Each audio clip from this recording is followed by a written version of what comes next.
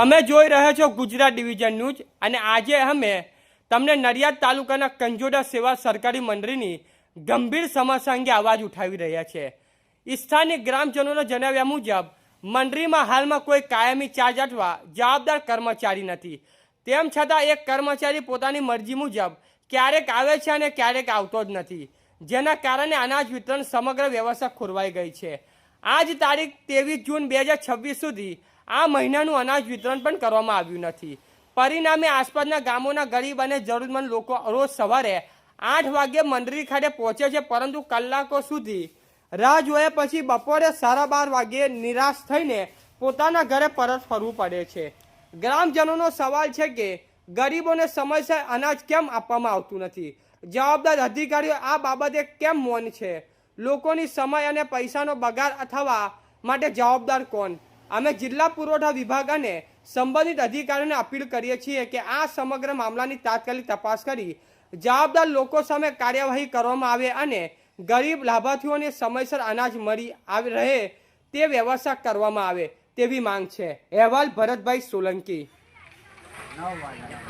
9 વાગ્યાની લાઈનમાં ઊભા રહ્યા છે, બધા 9 વાગ્યાના બેસી રહ્યા છે।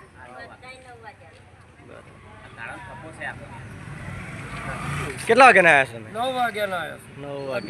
9 થઈ વાત થઈ બીજા કોઈ ગામના વડીલ જોડે? બધા સાંભળે છે ને, આટલું બધું પબ્લિક બેઠું છે ને। બરાબર 11 વાગ્યા હે ને? 11 વાગ્યાનો ટાઈમ લાગ્યો છે, હજુ 11:09 થઈ તોય નહીં આવ્યો। તોય નહીં આવશે ખરા? ખબર નહીં આવે, ભગવાન જાણે। એમની ઈચ્છા થાય તો આવે ને?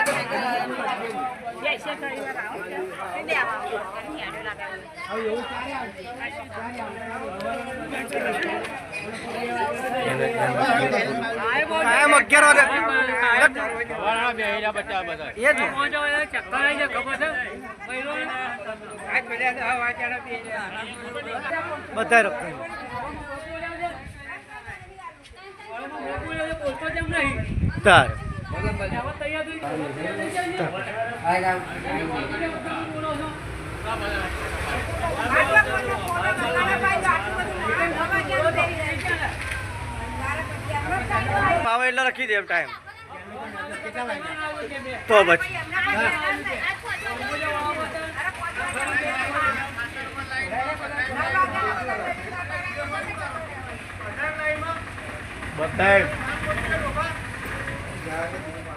ચેનલને લાઈક, શેર અને સબસ્ક્રાઇબ કરવાનો ના ભૂલશો। ધન્યવાદ।